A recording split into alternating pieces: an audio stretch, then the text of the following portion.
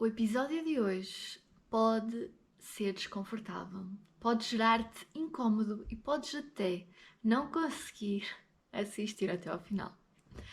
Então, para as corajosas, os corajosos, os corajosos que decidem ouvir, vamos falar sobre não monogamia, monogamia, relações abertas e relações fechadas e de como isto tudo é diferente. Então, a não monogamia tem ganhado palco ultimamente e ainda bem. Precisamos de novas formas de nos relacionarmos, né? Os nossos pais não estavam a dar tão certo, os nossos avós piores ainda. Falta mesmo experiência por alguns casos que eu sei. E a não monogamia pode vir como esta bufada de ar fresco, de desconstruir algumas coisas e trazer relações onde há mais significado, há mais conexão, há mais liberdade para ser. Então, quero já trazer aqui que relações ou a não monogamia não é o oposto da monogamia. Se a monogamia é um sistema que diz que as relações devem ser exclusivas e há todas estas questões que envolvem a religião, o patriarcado, o capitalismo à volta desta questão, não quer dizer que a não monogamia seja relacionar-se abertamente com muitas pessoas. Uma pessoa que se relaciona com e que tem vários parceiros sexuais ainda pode ser uma pessoa monogâmica. Por exemplo, uma pessoa que se considera solteira, mas que está a ter várias trocas sexuais, emocionais com várias pessoas. Ainda pode ser uma pessoa monogâmica. Então a monogamia tem muito mais a ver com a negação desse sistema de crenças que nos é passado, projetado, imposto pela monogamia. E eu sei que às vezes isto pode ser um assunto polémico e eu quero ao máximo simplificar aqui e deixar bem claro esta diferença entre um relacionamento aberto e a visão da não monogamia, como negação da monogamia, e deixar algumas provocações também para, desse lado, poderem questionar, né? A monogamia, ela foi construída socialmente para um sistema de heranças, para controlar a sexualidade da mulher, né? Porque a mulher podia engravidar e podia-se não saber quem era o pai, a mãe sabia-se de certeza. E com aquela história dos reis, e vocês podem aprofundar depois isto a partir de várias leituras e perspectivas que têm sido abordadas, né? Com a moeda como troca, com a questão da herança, com a igreja, foi trazido essa forma de se relacionar, que é cis, hetero, mononormativa. Então é como se fosse automático e fosse passado, né? Não há muito tempo, se calhar na época dos teus avós, os casamentos ainda eram vistos como um arranjo ou uma troca, o que é que seria mais benéfico para aquelas pessoas, né? Os dotes familiares. Isto não foi assim há tanto tempo. E como isto não deu certo na geração, se calhar, dos teus pais, dos meus foi, já se procurava muito esta idealização do que seria um amor romântico da metade da laranja. Sendo que a forma como isto é contado é sempre de um lugar em que a mulher é que procura este amor. A mulher é que deseja este amor, né? Olhamos para as histórias das princesas e é sempre sobre isto, centralizar o amor romântico, sobre aquela pessoa que nos vai salvar, sobre aquela pessoa que vai tornar todo o nosso mundo melhor. E então é que esta perspectiva, às vezes até de controlo, sobre a liberdade e sobre os afetos e a negação de outras formas de nos relacionarmos, como se, por exemplo, uma amizade não tivesse tanto valor como um amor romântico. E deste lado, e há uma autora que fala muito sobre isto, esta descentralização do amor romântico, de tirar o homem do centro, porque a monogamia, estamos a ter por base que ela é construída nesta perspectiva heterossexual, cisgênero, né? De tirar o homem assim do centro e colocar-nos a nós no centro, não priorizando esse amor romântico. E a autora que eu vos ia indicar é Adriana Ventura. Ela fala muito sobre esta descentralização do homem e descentralização do amor romântico e tirar este véu que é muito mais ensinado às mulheres. Tanto que também eu vi uma perspectiva. Vou citar vários livros que falam sobre a não monogamia, ok? Na perspectiva de Bell Hooks, de Tudo sobre Amor, ela traz muito de como as mulheres desde cedo são ensinadas a amar, né? E a idealizar também este amor. E que, consequentemente, tendo em conta que vivemos no mundo heteronormativo, os homens sentem-se muito mais amados, enquanto que as mulheres têm muitas mais carências e sentem muito essa falta do amor, desse amor idealizado, desse amor que é diferente. Então são várias nuances, várias perspectivas que eu quero trazer para aqui para deixar pequenas sementes para vocês pensarem. E principalmente de desmistificar e se calhar desconstruir essa crença de que a monogamia é algo natural. Porque pensa comigo, se fosse algo realmente natural, será que era necessário tantas regras, tantas normas para que isso pudesse acontecer? Não será muito mais natural o desejo por outros corpos? Não fará isso, esse desejo de nós humanos? E a forma como ele foi restrito, né? E será que desejar alguém faz com que, ou significa necessariamente, que tu já não amas aquela pessoa? Então são várias questões que eu quero trazer, né?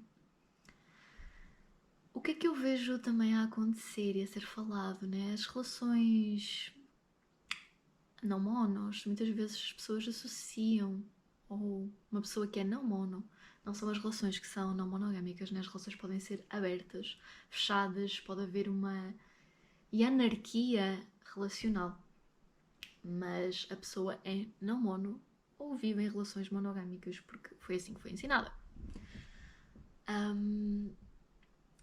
Mas o que queria trazer aqui é que a pessoa pode ser não mono e estar num relacionamento só com uma pessoa e ainda assim ser não mono.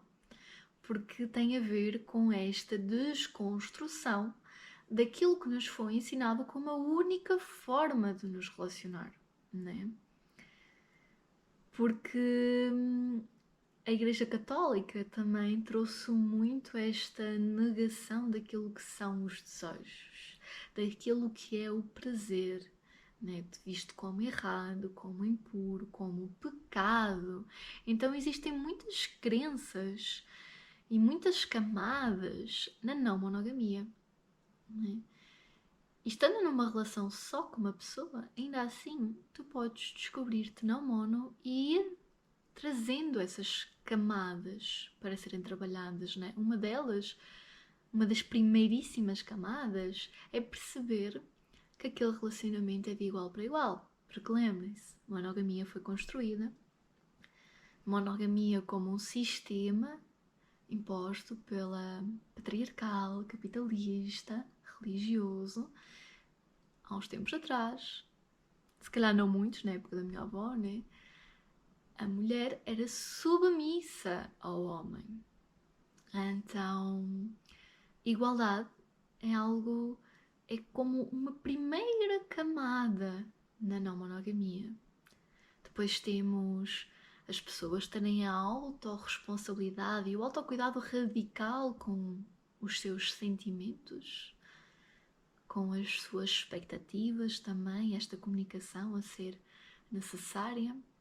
Depois existe também uma camada que é relacionada com estas expectativas de aceitar o outro exatamente como ele é e não com esta idealização construída de quem nós gostaríamos que fosse.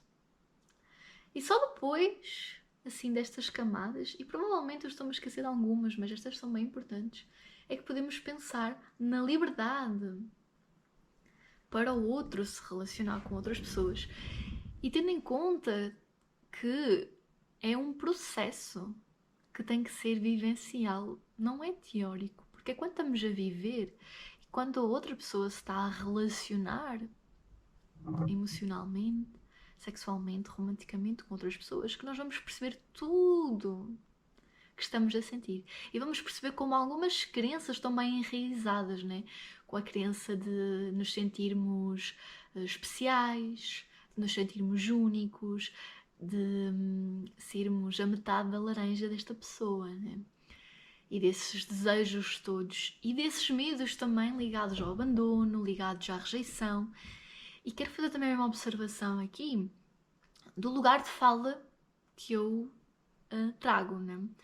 Que é um lugar de fala em que eu me vi e tive relações abertas, que fui explorando a não monogamia desde 2019, mas que apesar de já ter sido traída, rejeitada, de ter passado por ghosting, ainda assim eu estou num lugar de privilégio. Eu sou uma mulher branca, eu sou uma mulher que encaixa dentro dos padrões, sou uma mulher cis.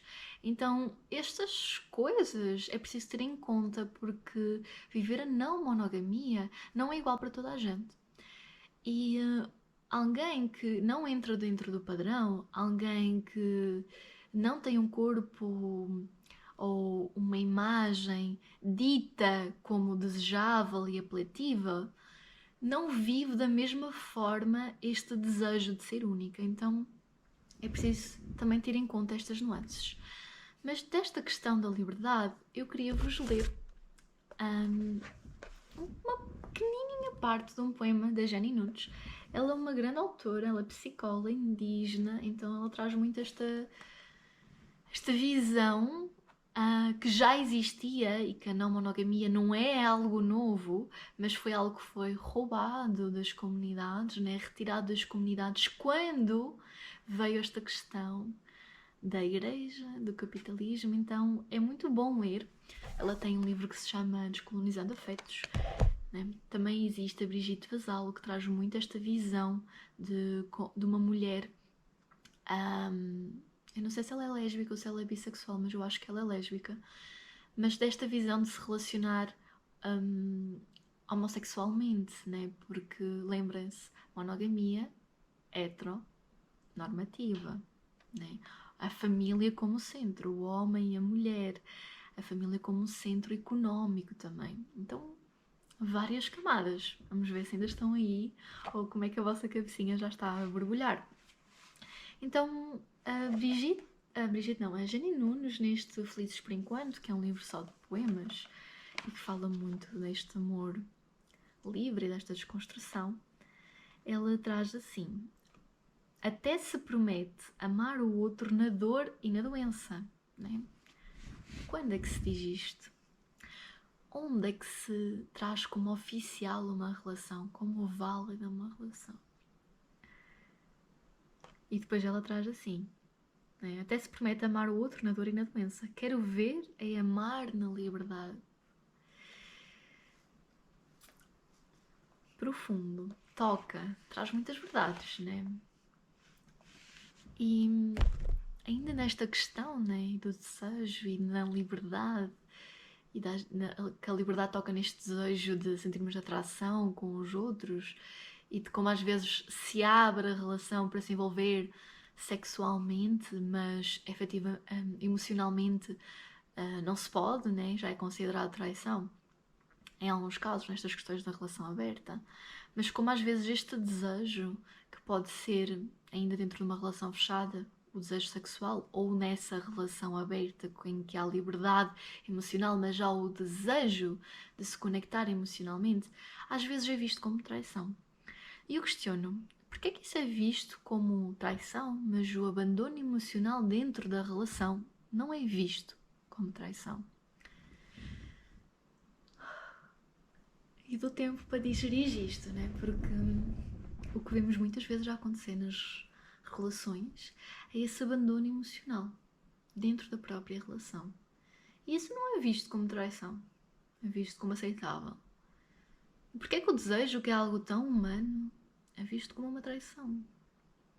Né? Mais uma vez, vai tocar neste modelo imposto do jeito certo de se relacionar. Mas na não monogamia, se negamos esse jeito certo, significa que vamos ter que descobrir qual é o nosso jeito de se relacionar. E essa forma de se relacionar, ela não vai ser igual. Mesmo que haja mais que um afeto, mais que um vínculo romântico, afetivo, sexual, eles não vão ser iguais, né? E acho que por hoje eu já deixei aqui várias sementinhas para explodir a tua mente.